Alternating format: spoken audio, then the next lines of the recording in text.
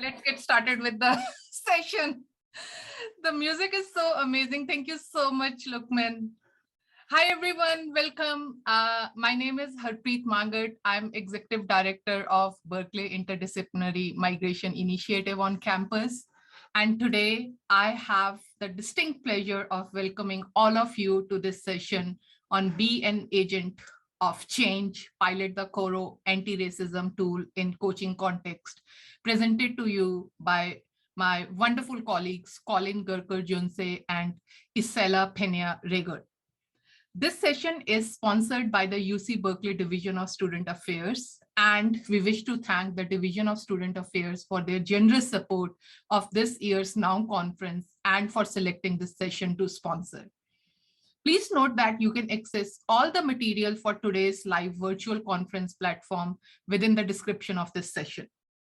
This session is being recorded and will be posted to our NOW conference website and YouTube channel for broader viewing access after the conference has concluded. Okay, perfect. Please note that in today's session, you will be muted. If you have any questions, please put them in the chat. You can also message me directly if you want your question to remain anonymous. There is live closed captioning available, and please click the CC box at the bottom of the screen to allow the subtitles. With that, I'm happy to introduce you to our presenter, Colin Gerker-Junsay. Over to you, Colin. Hey, what's up, everybody? I'll go ahead and introduce myself, and then Isela, you'll introduce yourself, and we're just so happy to be with you. I'm Colin here. I use he, him pronouns. I'm a senior talent strategy partner in the People and Organization Development team and UC Berkeley's People and Culture, formerly known as the Artist Central Human Resources. And I am so happy to be the co-chair of the Cal Coaching Network with Isela. Really thankful for all y'all's presence today. And we're gonna have a lot of fun and then also get a little bit uncomfortable. So that's why we're here, right? To learn and to grow and to transform. So with that, Isela. Thank you so much, Colin. So I was already really excited about this session and just being here with Harpreet, Colin, and others. And then I started seeing all of the names popping up, coming in, and I'm just like, wow. I'm so excited that everybody's here.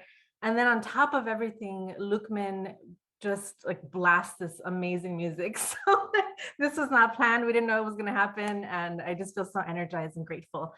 So again, my name is Isela Peña-Rager. I use she, her pronouns. I'm an assistant director at the College of Letters and Science Office of Undergraduate Advising. As Colin mentioned, I'm also a co-chair for Cal Coaching Network. And I'm also, if you see my background, the chair-elect for Alianza, which is the Chicanx Latinx staff organization at UC Berkeley.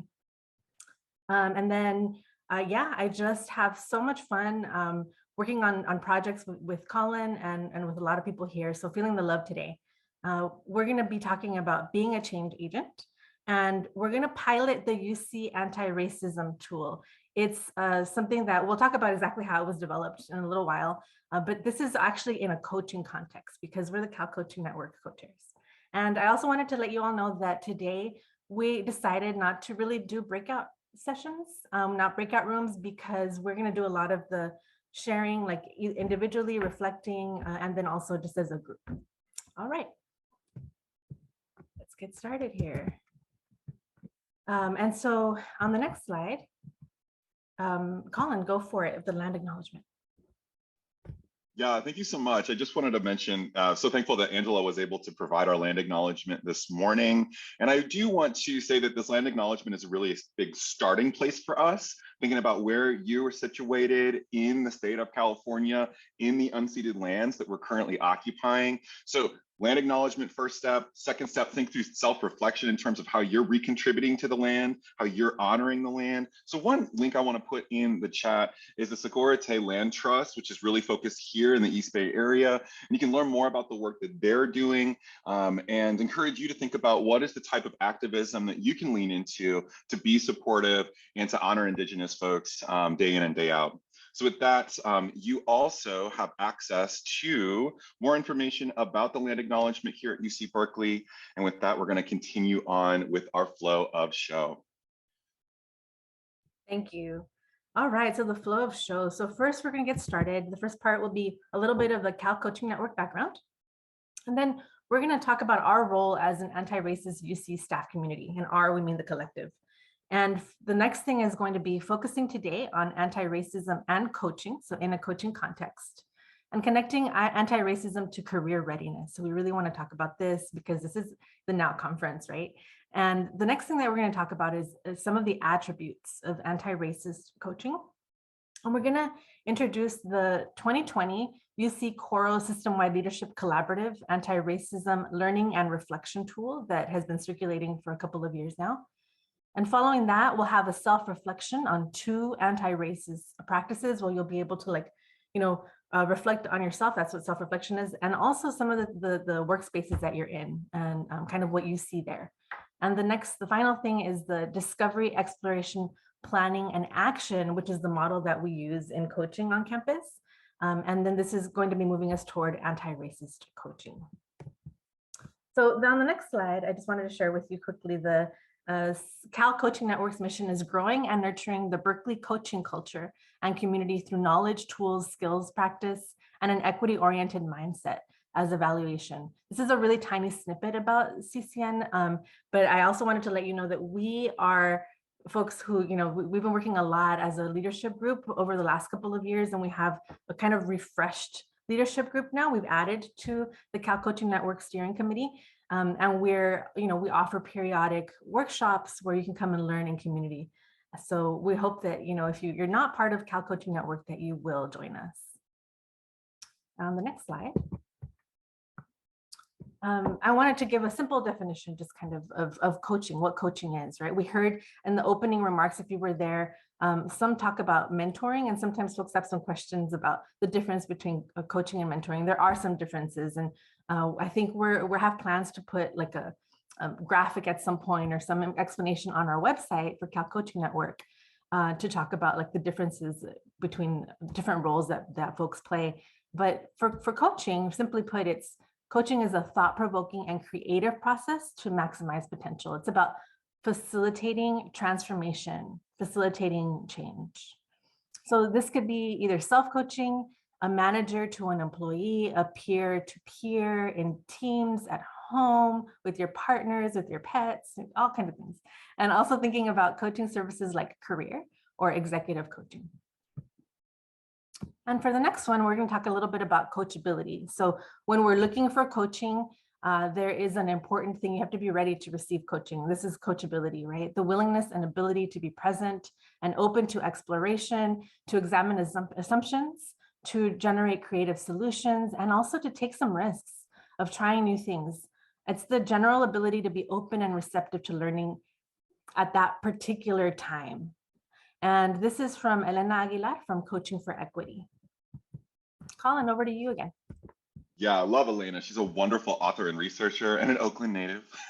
You can look into more about her research and writing. One of the books to check out is Coaching for Equity, and we'll reference it just a moment ago. We will a little bit later as well. One thing I want to share is really to focus on empowering the role of UC system-wide staff and to do our jobs, but in a way that is really about continuous improvement, no matter how small. So when we think about that idea of coaching, being about transformation and growth and partnering with others and being supportive in growth, we want to do a little bit of a role setting kind of grounding moment for us. Every single person in this room right now is a collaborator, a change maker, and a leader. We are leading from all levels of the organization, or change makers at all levels of the organization, in the largest employer in the entire state, in the largest populous state in the entire union. So think about that. It's really empowering to recognize we're collaborating, we're innovating, we're change makers, and we are all leaders in this space. Coaching in this context gives us a democratized framework for maximizing potential, a social structure and approach for maximizing potential together. And thinking about, okay, we talked about the definition of coaching. We're talking a little bit about grounding to our roles as innovators, change makers, leaders, and collaborators. Let's talk about what are some of those signs and attributes of what coaching culture looks like, maybe at your office, your location, your campus. A strong coaching culture is one that involves shifting on unwritten rules, values, norms, behaviors, and practices to spread a coaching or growth mindset and coaching practices throughout an organization so that coaching becomes part of the fabric of your organization's identity. We don't just grow on one conference day. We're working with everybody to reskill, upskill, and thrive on a regular, organic, and ongoing sustainable basis. A coaching culture not only improves the ways that employees interact with each other, but also the interactions they have with everyone in the entire UC community. So it's not just thinking like, okay, us at work, but also how are we supporting our clients, quotation marks, the students that we are here to support and serve, the alumni that we are here to support, the faculty that we work with, the leadership, folks who are just coming in yesterday to the UC community who are just joining us, and folks who have been there as lifers thinking 40 years and more, okay? So this is really thinking about how are we improving the nature of growth within our entire UC system. A coaching culture enables the radical organizational transformation by building these conversational and coaching skills on a daily basis. So a coaching culture creates a climate in which people can freely ask for, number one, but also give and receive feedback and then work on that. Not just, okay, here's the feedback, see you later, but I want to work with you together on this. I want to keep supporting you. And it doesn't have to be this hierarchical way. It can be much more spherical, and it can be much more flattening of the deck versus, oh, I got to get some coaching from my boss. We in this room have probably coached our bosses before. We may have even coached a couple levels up. We've also probably received coaching from a couple levels up, and mostly also from our bosses, but also thinking about the relationships that we have in the latitude around us, so the people that are kind of next to us, but also those that we're supporting diagonally in a dotted line, or those that we're supporting below us as well. This is also really about, okay, coach the boss, thanks Harpreet. Yeah, okay, that's fine. Supporting and stretching each other's thinking and challenging each other with support. So it's kind of like, yeah, I can challenge you to do better and to transform and grow. But the future of leadership is about kindness, right? The future of leadership is about being incredibly emotionally intelligent to recognize that everybody's coming with a different set of circumstances, a different set of challenges, and I need to think about what am I doing to support this person in this context in a way that is loving and caring, but is also focused on we want to get better, we want to grow in order for us to reach the goals that we need to reach, whatever they might look like. Oh, okay. All right. Got some yeses there. Thanks, Inette. And Inette's in the room, our founder of the Cal Coaching Network. So we got a celebrity in the house. Big applause for Inette. Oh my goodness. And thank you so much for coaching in our Coaching HQ this week with us. And the last thing here, the coaching culture can do is engage in developing conversations that are short in length and strong on impact. Okay, so let's really ground ourselves here and put on our coaching caps today. Everybody coaches. That's colleague to colleague, peer to peer, manager to direct report, project manager to team, friend to friend, partner to partner, kid to guardian, direct report to manager, professional coaching, and the list goes on. And it is our goal to flatten the deck and communicate to you all, then also those who are watching in YouTube land later, that everyone can and should be using these three critical fundamental coaching skills: listening, active listening, not just ha ha ha, I'm listening to you, but fully engaged. All the other tabs on my computer are gone. I am in this conversation. I am present with you in this moment.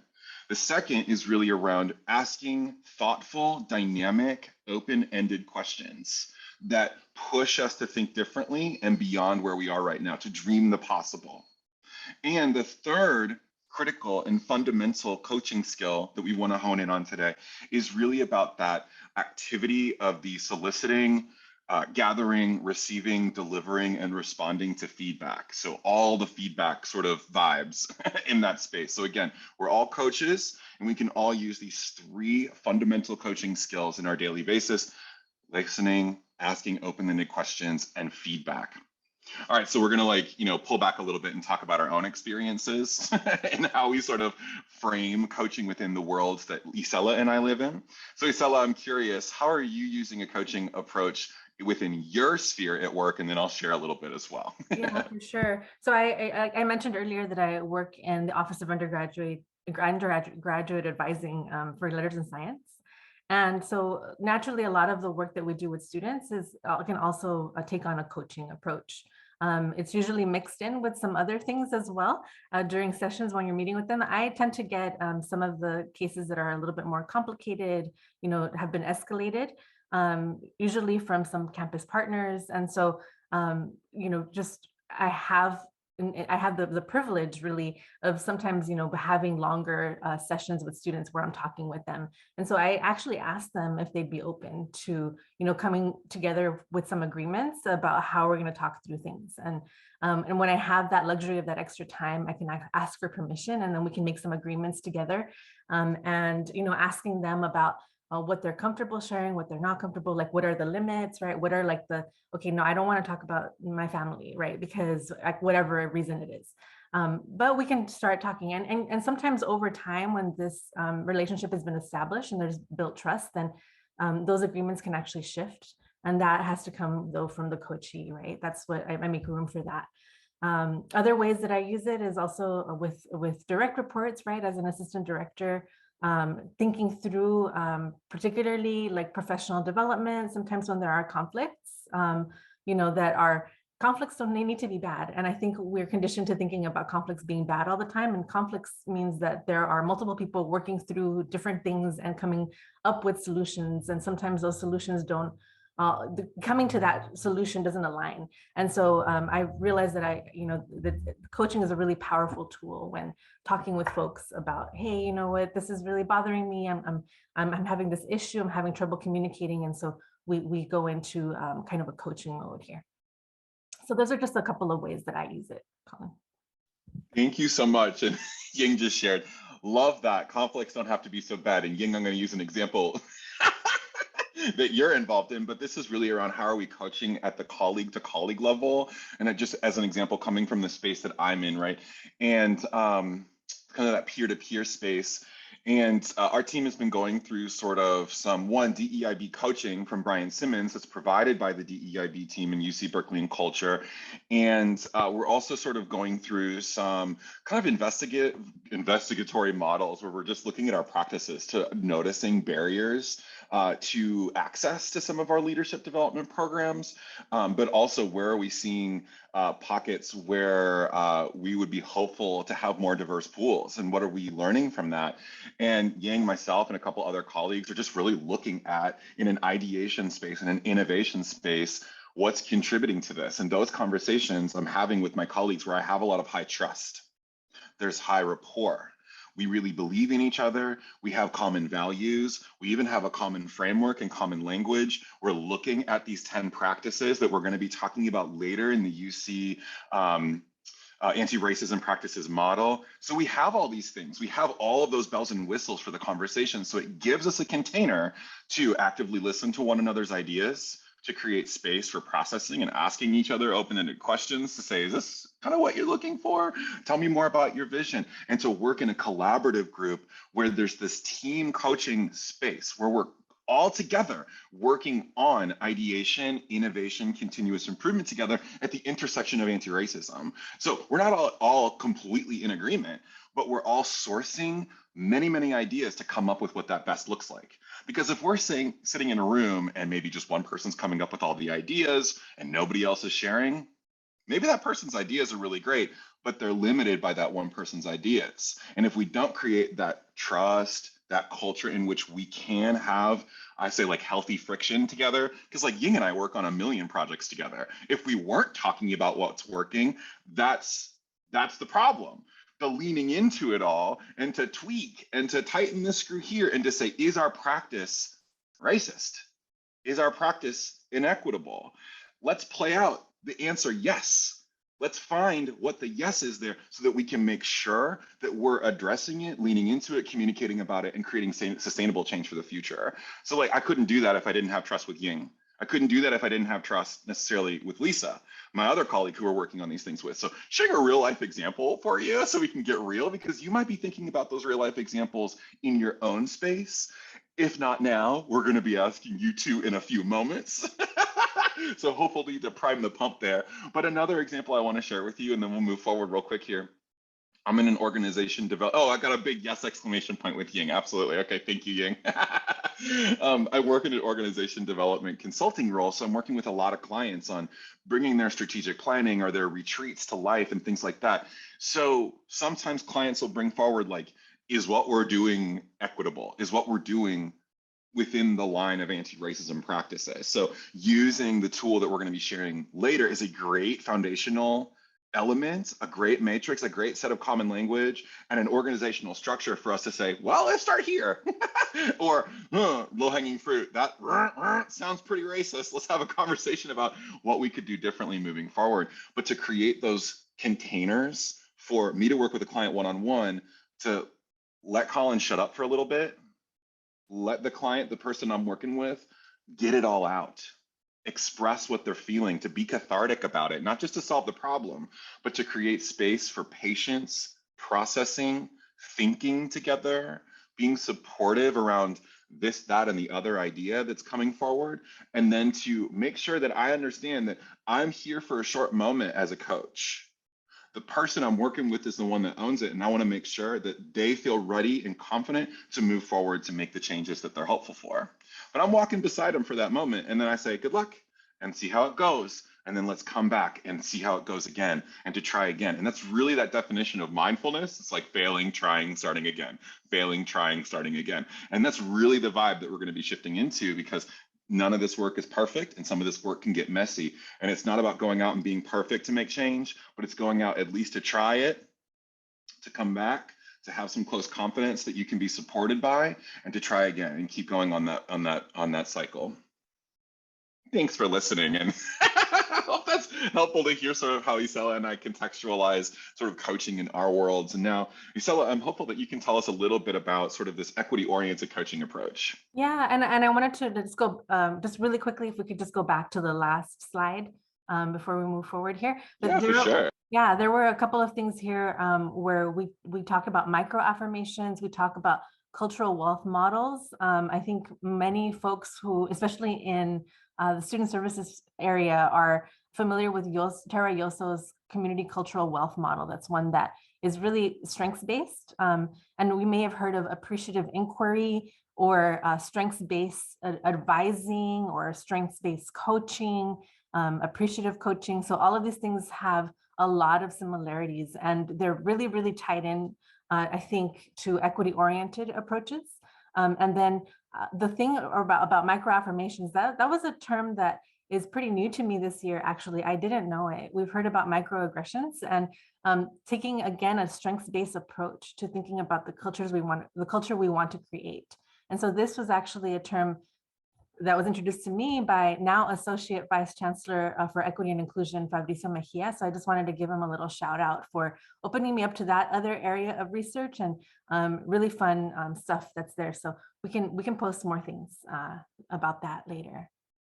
Thank you, Elida, for posting about support for you with Tara Yoso's work. I feel the same way. Absolutely. All right, let's go. So now the equity-oriented approach to coaching, it includes guiding, supporting, and challenging through conversations and action that really values, affirms, and respects the person for who they are, their multiple identities, and their lived experiences. It is one where, I think somebody asked me recently, what's the difference between equity-oriented coaching and just coaching? Because as a coach, I meet people where they are, right? And I do think that part of really having an equity mindset and equity orientation is that we're aware of our different identities too as coaches, and some of our biases, and how to mitigate those when we're talking to people, right? And when we're coaching folks. And so I think there is a definite extra layer there of reflection and assessment there. All right. And the next thing, so today we're going to take that really one level deeper, right? By providing a space for your self-reflection, a little bit of a conceptual framework, just pondering, playing around with, sitting with, and then some guided dialogue that we're hoping is going to surface discovery, which we talked, this is the model here that you're seeing on the slide, exploration, planning, and action. And all of this with the hopes to advance our anti-racist coaching practice. And on the next one, we'll say, let's just really keep the 2022 NOW conference theme in mind. The conference theme is reskill, upskill, and thrive. And just kind of this question of, what does incorporating anti-racist practices into your coaching practice have to do with career development or future readiness? What does it have to do with that? All right, let's go on to the next slide. So really important here. I mean, Colin already sort of touched on this in the opening. Social justice work, equity-oriented work is the work of the collective, right? Of the many. We're responsible. Each one of us as individuals and as a group and as different communities are responsible for advancing anti-racism within our scope. And that looks different for the different spaces that we're in. To embody anti-racism is in a self-reflective way, right? We really need to model for people with whom we work. We live with integrity. We do this every day, and it's not going to be perfect, as Colin says, and that's okay because we're human, right? And the thing that we're hoping is that we're going to keep trying. We're going to try keep getting better. Respectful curiosity, respectful exploration, humble exploration. Lead by making your workplace a brave, and although it can't be safe completely, at least within your sphere, working so that people do feel safer, expressing who they are and whatever they feel is the level of risk that they want to express. And on the next thing, so another perspective is ours is not the task of fixing the entire world all at once, but stretching out to mend the part of the world that is within our reach. Any small, calm thing that one soul can do to help another soul, to assist some portion of this poor, suffering world will help immensely. Clarissa Pinkola Estes, wow. Just such an inspiration, such a wonderful feminist that offers another kind of reflection and perspective on coaching for equity. All right. And so if you are part of the UC Berkeley community, and if you're not, if you're joining us from another UC, we have these principles of community, right? And we have guiding values and principles at UC Berkeley, which are diversity, the public mission of access, public service, and social justice. And there's also accountability and transparency. And this is really a practice of continued learning as a fabric of the organization. We also have things that are the UC system-wide core competency ABCs.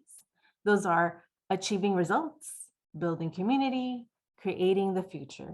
So those are all things that I think have linked in the workbook. Is that right, Colin? Maybe. Okay, we will make sure to link them in there. And then inclusion and belonging at Achieve Together indicator, right? We have one criteria out of the 5, that's the inclusion and belonging. And then I saw in the chat, I mentioned Doctora Elida Bautista, who's here.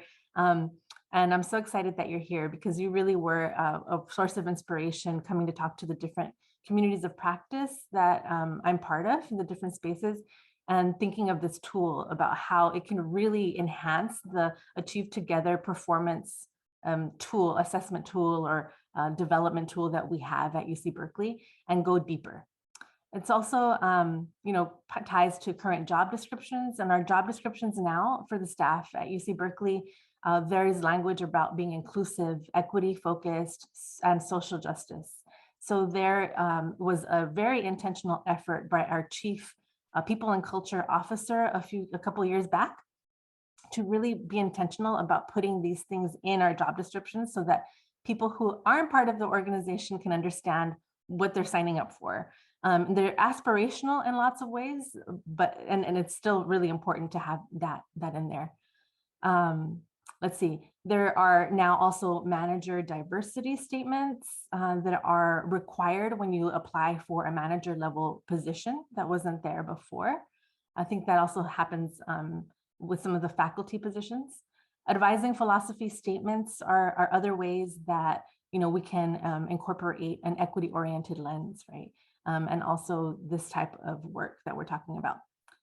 There are also required implicit bias trainings for hiring committees and for managers. So if you're going to even serve, not even necessarily be a chair on a hiring committee, there is now a requirement that you have to go through this implicit bias training. And really there are some like really good practices that I don't know, the university is not necessarily, you know, measuring it or holding an accountability because it's harder to do. But this is the part where we want to talk about this today, right? About when you're on a hiring committee, how are you ensuring that we're not just doing the implicit bias training, listening to the recordings and then being like, okay, cool. Or even just having the conversation during that first meeting with the committee where you're like, oh yeah, implicit bias, yeah, right? It has to be a continual thing, like after everything, like make it a place where people in the committee feel safe to express what they're really feeling. Like if they're like, oh shoot, something doesn't feel right and I'm not sure why. And that we're not like, we're not judging people for being open about maybe their implicit or unconscious biases. That's really important that we're able to do that in our committees so that we can talk through it and be like, okay, well, where was that? Why was it that I'm having this reaction to this candidate, right? Like, why is it that the vocabulary that they're using isn't really landing with me in the same way or inspiring me in the same way that like the words that other people are using, or maybe the way they talk. Again, we talked about, I think our keynote speaker talked about being an INFJ, being an introvert. And I've heard a lot of people talk about how, our society, our culture really favors extroversion. And so that can also be something that we're really, should be paying attention to through the hiring interview process. Competencies of the contemporary workplace, right? So some of the competencies are that we all need to be more robust and agile in our work environment. We need to be more creative. And the way that we are more creative is, again, by feeling this like sense of belonging, this place where we matter, where we have different perspectives. And we really need this bigger focus on humanity and wellness to be able to thrive as an organization and as a world.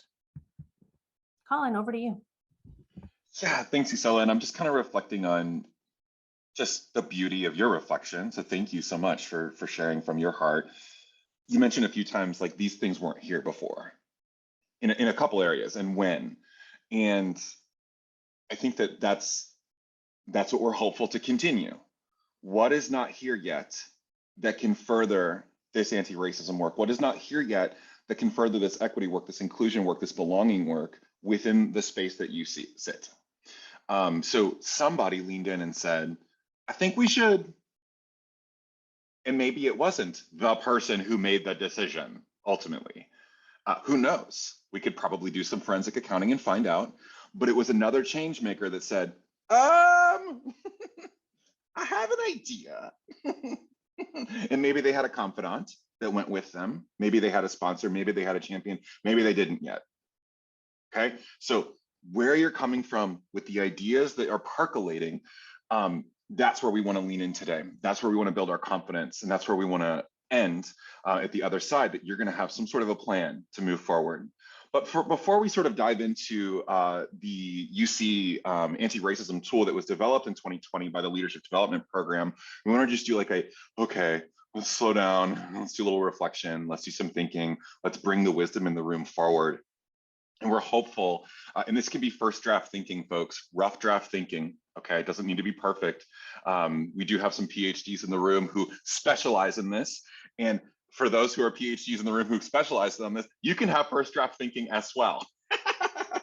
But you can also have thesis thinking. And for those who don't have letters behind your name, you can have first draft thinking or thesis level work as well in the chat in a few moments, okay? So wherever you're coming from, just know that you're great, you're beautiful, you're awesome. What are some attributes or behaviors of anti-racist coaching? Okay. What are some attributes, behaviors of anti-racist coaching? So think about it just for a few moments. I'll be quiet and we're gonna invite you, as many folks as possible. We got 95 in the room right here. So we're hopeful for a majority of folks to share so we can really collect this gorgeous wisdom. What's your perspective? What are some attributes, behaviors of anti-racist coaching or coaches? And we'll accept those in the chat, and then we'll have a little conversation. So I'll be quiet for a few moments while you think about it and respond. Yeah, this is really amazing. Thank you all so much for doing this reflection, this chatting. I do encourage you now, do a little scroll through, okay? Take a moment and read, really everybody's responses that came through, and think about what's really resonating with you and what's surprising you. And feel free to give folks some love in the chat as well for things that really, really meant something to you and made a difference. And the awesome ideas keep coming.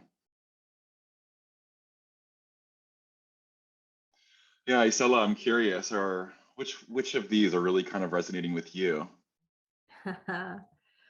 I think, I mentioned earlier humility, and then also the ways that some of the people here described it. I'm seeing someone say the ability to admit we don't know everyone's experience and background, the ability to know everyone doesn't know where we come from and our experience, and that mostly folks are doing their best, right? So I think that one is one thing that is really, really resonating with me, is the humility. There's another part here. Someone said something about suspending their judgment, and it quiets the noise in your head to hear you out. That's kind of like goes in line with the other one. And then this wonderful one about those of us, because all of us in some way hold power over others. If you think about it, like we all hold some level of privilege, at least I think about that for myself. All the different ways that I hold privilege, for the person in position of power, taking the initiative to learn and not put the onus on their direct report to teach them, or to the other person with multiple identities or different identities, right? To teach them. So that really taking that thing that we talked about very, very early on, Colin, when you were reading the land acknowledgement, and talking about like the land acknowledgement is the first step, right? In knowing our part in all of this. But also some folks in the Native community have also said that that isn't even the first step. The first step is actually like doing your own learning. Like land acknowledgement comes later, like, just really so that it's not empty. And I think that's what I'm seeing in this, that it can't be empty. It should be authentic, humble, and willingness to learn and take on those learnings on your own. Yeah, thank you so much, Isela, and of course for everybody's amazing continual wisdom that's coming through the chat. Sometimes we ask for the responses and nobody says a thing. It's seldom, but this was just a wellspring, and we so appreciate your creativity and your leaning into being responsive. And I want to shine a light on Ramat, your reflection there. Thank you so much. Not assuming you know everyone's experience or how they feel. I'm a white dude. I'm a white presenting male. I hold a lot of privilege facilitating in this space right now and holding the role that I have. I hold a lot of power. And I think that one of the things that I need to do in that space is self-reflect, to say, these are my identities coming forward. And I want to explore how that might be impacting you as the person that I'm supporting. And however that might look, and I might not be the person that's going to be best to work with you. And I need to keep that open, and I need to keep that exploratory. And I can't ever say, oh, I totally know what you're going through. I totally understand that. I've gone through that before. No, I haven't. I'm not a person of color. I'm not a trans person. I'm not somebody who is disparately, I'm a queer person, but I have a lot of privileges that I haven't necessarily been disparately impacted compared to some of my siblings out there in the world. So that's really where I need to bring myself as somebody who is striving for anti-racist coaching. I'm not gonna say I'm an anti-racist coach, I'm a nationally recognized. No, I am in practice in improving my pedagogy as a coach, which means I have to have a tool belt, which means I have to shift and gear shift when different needs and different circumstances and different preferences of coaching present themselves to me. I can't just say, I am robo coach, I am robo Colin, I just do it all the same way because this is what I know is effective. It's so much more fluid than that. It's so much more reflective of the circumstances and the things that are bringing ourselves to this moment, but also what am I doing to recognize the privileges that I'm coming into this space, and how am I communicating that to folks? I am in practice. We are in practice. Yes, absolutely. Heart to you as well, Ramat. Thank you for sharing that. All right, so let's talk about the meat and potatoes of today. If you're a vegan, the Beyond Meat version of it. So this is all about the UC Coro tool. There we go. And I'm going to go ahead and drop it in the chat, and you should be able to open it up. And I want to give a big highlight to many folks who were on the 2020 UC Northern California Leadership Development Cohort, and for all the system-wide folks that are in the room who have contributed in managing that program and facilitating that program. Thank you so much for your hard work in creating that space for folks among the UC system to not only connect in a cohort space and learn with one another, but also to work on a project a couple years ago that now just so happens to be talked about again, that we're going to be encouraging you to pilot within your own spaces in a few moments. So we saw some reflections in the chat for folks who are in this cohort just said, thank you so much for taking it further to seeing it come to life. They built that wonderful framework that is now linked in your chat. And now we're going to make it come to life in a really unique, self-reflective way that also is going to be starting to think about how can I also support others in their moving towards championship of anti-racist practices. So let's talk a little bit more. And anybody who is in that cohort, if they want to name themselves in the chat, feel free to do so. I'm not forcing you to do it, but if you want to raise your hand, you can. And I also want to reinforce that we cannot justly leave the social justice work of the UC system only to those who have diversity and inclusion roles. I'm going to say it one more time. We cannot leave all of the social justice work of the UC system to those who have, I'll say it 3 times today, who have diversity and inclusion roles, or folks of color, or queer and trans folks. This is a collective effort, full stack. We're all responsible for this work, no matter what type of a job that we have. Louder? You know I'm pretty loud, y'all. I don't think I can get any louder. My husband's gonna be pretty mad at the end of this. But yeah, this is a collective work. We are all responsible for this work within the context of the space that we sit. This learning and reflection tool creates a level set for the entire UC system. There are 10 practices. We're going to be looking at all 10 sort of in a breeze through today, but we're going to be really going deep in 2 of those today. So kind of think about that as we go forward. And those 10 anti-racism practices have a range of behaviors that starts at resists, okay, moves to accepts, embraces, exemplifies, and champions. And I'm going to say champions doesn't mean that you stop. Champions means, all right, I keep going. And I'm probably not going to reach champions on all 10 of these. If I do, congratulations, gold star for you. That means you keep working. That means I need to keep learning. I need to keep changing. I need to keep listening. I need to keep asking questions and providing reflections and being supportive. But I also need to keep getting feedback, because I might be champions last week, but I might be resists next week. So thinking about where we're scaling and where we're consistent. So by having this framework, you have a map, a matrix, a standard to notice where folks are around you against these anti-racism practices. It gives you a chance to lead from where you're at to work with others to build championship practices, one, within yourself, within small groups of close confidants, like I was talking about earlier. Hey, we have this common interest. We have this common framework. We trust each other. Let's figure out within our space what are the things that we're not seeing?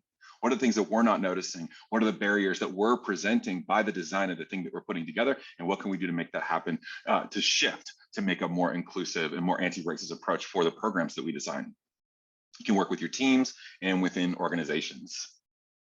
So you can use this when coaching for anti-racism, okay? So we talk about coaching in the workplace for performance, for professional development, coaching for skill building, and this is another skill to build. Anti-racism in the workplace is another skill to build. So we wanna share that you can use that discover, explore, plan, and act framework for working with folks towards championship of anti-racism practices. So it's thinking about how are we listening in for these practices in the workplace, right?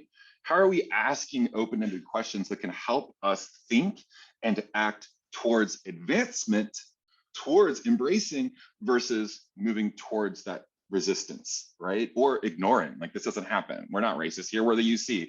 Racism exists in all systems and structures, right? And microcosms of society. So we want to make sure that we recognize that this is real and these things are apparent and these things are happening to folks on a daily basis, regardless of how post-racial, quote unquote, that we might be in society. We also got to think about that this is a really wonderful way to hone in as a matrix to be able to provide constructive and actionable feedback. So it's like, I'm seeing you do this.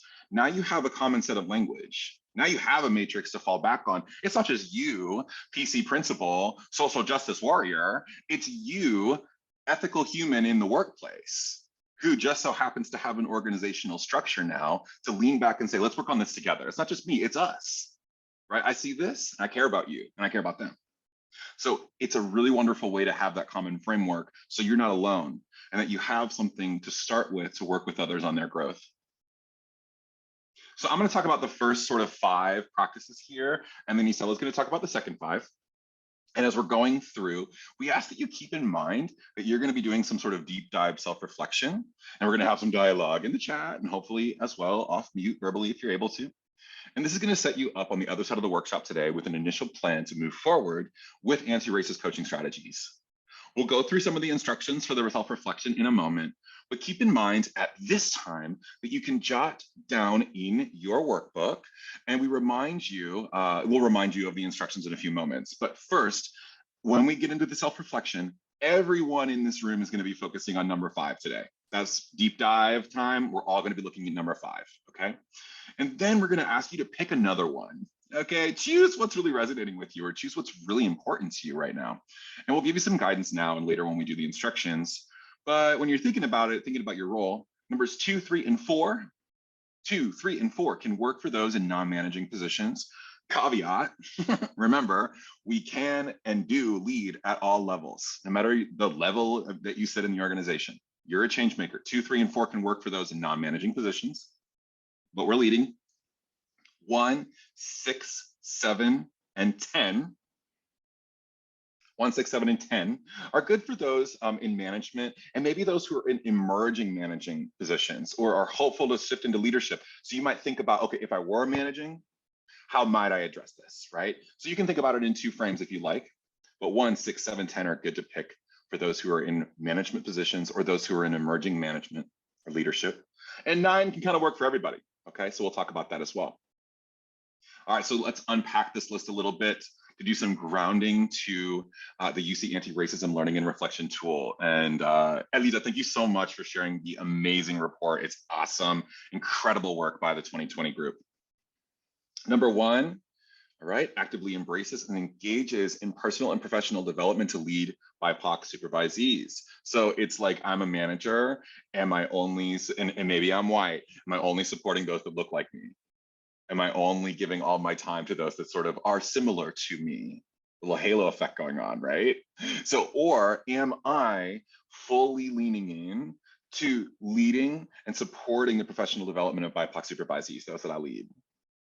Number 2, promoting inclusion of racially diverse voices in working groups. Okay, maybe I'm a white person, maybe I'm leading the group, or maybe I'm a person of color leading the group, and the folks of color are not sharing, but it's dominated by white voices. What am I doing to lean into that, to call it in a comfortable way that's not calling folks out for not talking? And maybe it's not in the moment itself, but maybe it's after the meeting to say, hey, I noticed.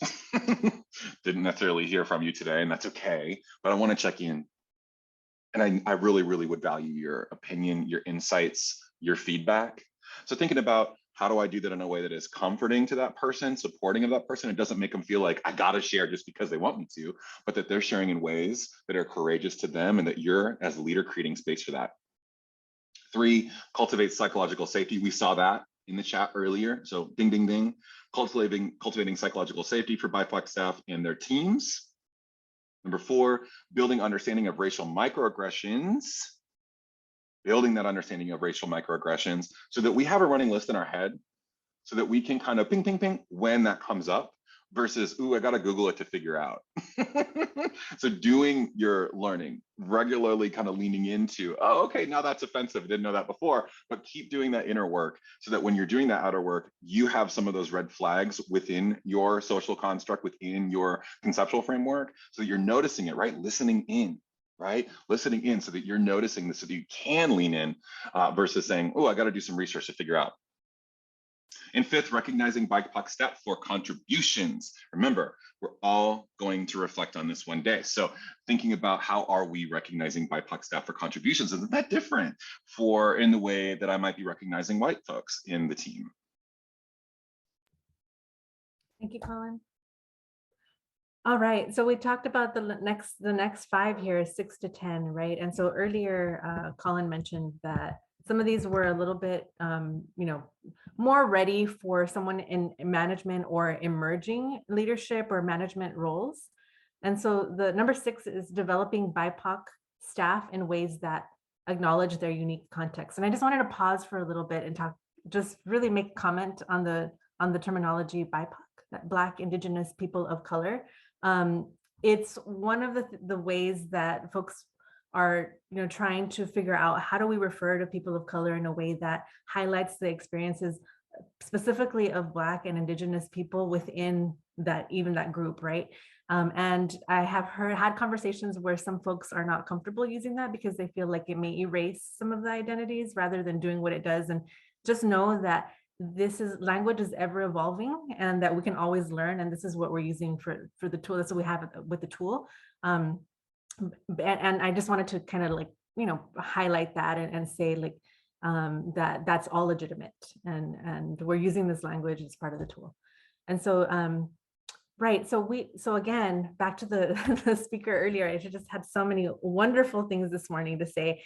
Developing BIPOC staff in ways that acknowledge their unique context. So with our keynote this morning, we really heard about how the person was taking a lot of initiative on their own, right? Like saying like, hey, I'm going to make this a goal on my performance evaluation.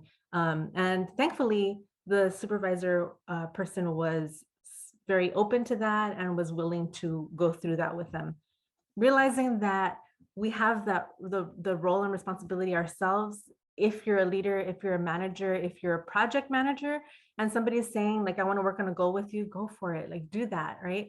And I think recognizing that BIPOC, LGBTQIA+ communities really working on acknowledging their unique context is also the onus, right, of the leader as well. So I think that's part of what we're talking about here and working on not just recognizing, but also helping develop, working alongside. I think, Colin, you talked about walking alongside and then coming back and seeing how that went, it's just an iterative kind of conversation and relationship. Then the next one is incorporates understanding of racism, discrimination, and allyship into leadership, attending our multicultural global staff's learning needs. So again, touching on this thing where it's not the onus of the person, learn about it, really get into it, put it on yourself, especially if you hold, identities that are dominant. And then that way you can incorporate that understanding of racism, discrimination, allyship into leadership. Allyship is another thing where it's like, when people call themselves allies, like, what does that mean, right? Like, what is that? Can you call yourself an ally, right? And really it's about the action and the commitment. And the next one is 8, ensures anti-racist workload is equitably distributed. And I would even say like, it is workload equitably distributed in general. There's a lot of labor put on BIPOC folks just in general, I would say, and more so even when it has to do with DEIBJ, social justice, anti-racist work. It's like, well, can you do it? Well, and there is an importance in honoring the expertise and the lived experience and all of that. And there's also a balance with making sure that we're all doing the work. And so that one's super important there. And there's number 9, embraces best practices in hiring and onboarding BIPOC staff. And so some of the things that we already talked about earlier, right? I know that there is a lot of guidance from People and Culture on there's a diversity hiring toolkit, and really making a plug that anybody who sits on any hiring committee really goes through that and pays attention and takes heart and digs in. There are multiple ways that you can do this. And one of the things to watch out for too, when we talked about earlier, when Colin was talking about microaggressions, is when people say, well, just the most qualified people just happen to be white. I tried my best, I've heard that before. And it's like, well, what does qualified mean? What does most qualified mean? How are we writing our job descriptions? How are we then,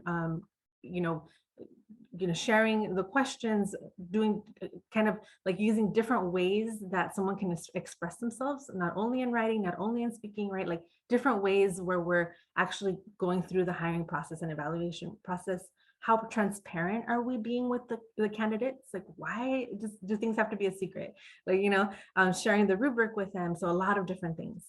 Number 10, promotes wellness and self-care among BIPOC staff and managers. Really, really important, right? I talked earlier about like how important it is to focus on the humanity in the workplace, focus on those things that keep us well so that we can be creative, we can be wonderful with each other.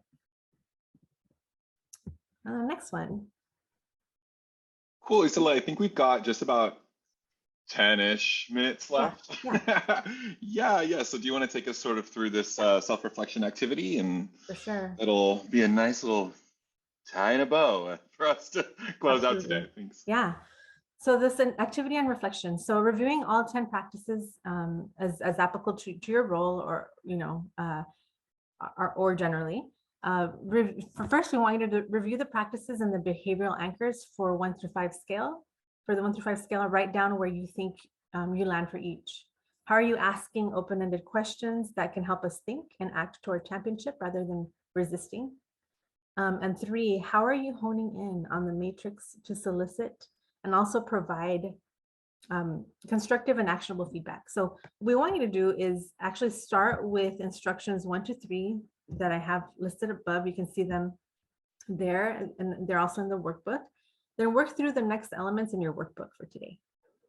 And so there's the link again. Thank you so much, Colin, for putting that in there. And you're going to use that today for discover, explore, plan, and act model. All right. Okay, so what we're going to start off is we're actually going to look at, in the workbook, look at number 5. And we'll work on number 5 today. And so looking at number 5, I'm just trying to look and see exactly what it is. It's recognizes BIPOC staff contributions, right? That's what we're going to be looking at. So take a moment there to jot down some thoughts for number 5. Recognizing BIPOC contributions. So I'll be quiet so you can have some time to reflect and write. All right, everyone, let's come on back. Self-reflection time can happen outside of the space. Remember, give yourself that space and that permission. Yes, thank you so much, Colin. Yeah, however far you made it in the self-reflection is wonderful, right? And yes, we're hoping that you can continue. When you have this the workbook now with some other prompts that will take you outside of here. And we hope you'll find those valuable. So in the next slide, we're going to focus on question number 1, actually, kind of to finish this section up. And then I think for the 2 people on the team, is that okay, Colin, if we kind of say, do that on your own outside of here? Yeah, awesome. So based on your self-reflection on practice number 5, right, recognizing BIPOC contributions, and then maybe some other practice that you choose, what challenges might you want to work through? So if anyone is brave enough to raise their hand and then unmute themselves, what are some challenges that you yourself might want to work through? We learned so much from your contributions.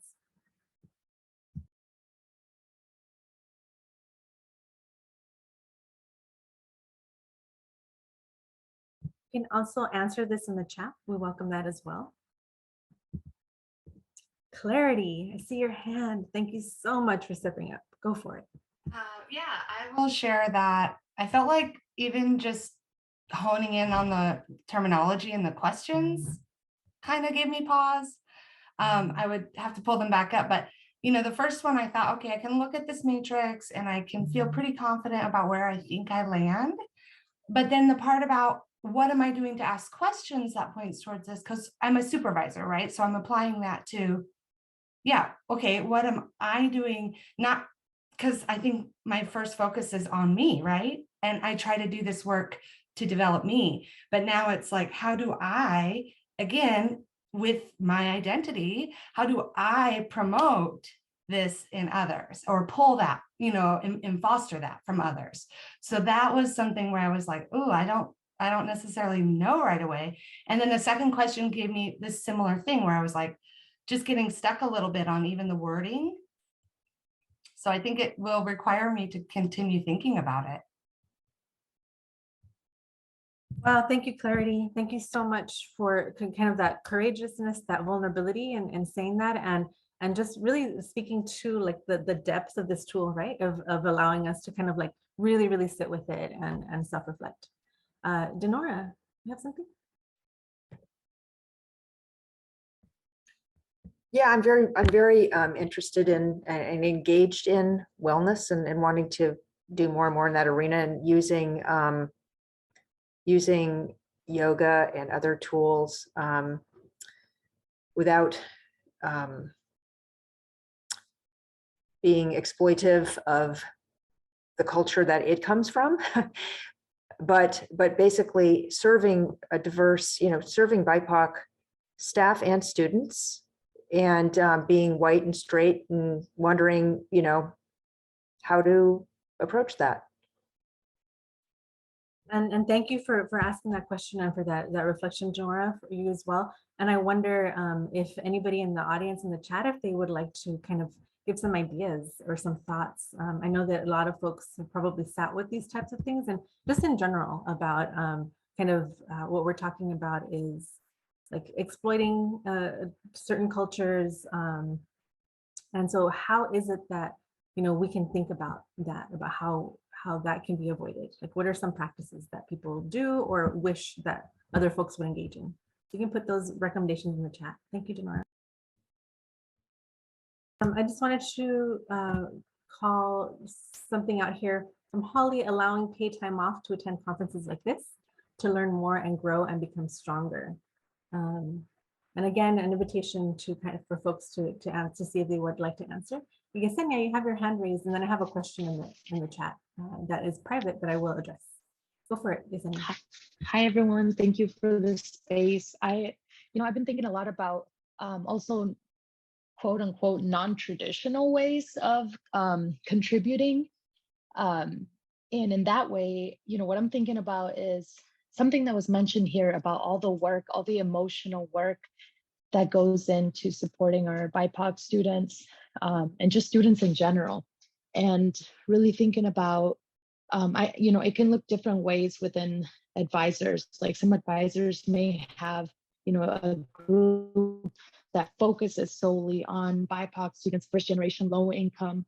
And even though you might not have like, a 300 caseload, and someone else comes around and tries to give you more, but really understanding, I guess, as a manager, like the headspace, the emotional work that it takes to supporting students. So that's just like one way that I was thinking about, just challenging not only myself, but also even, bringing that, to my conversations with our leaders.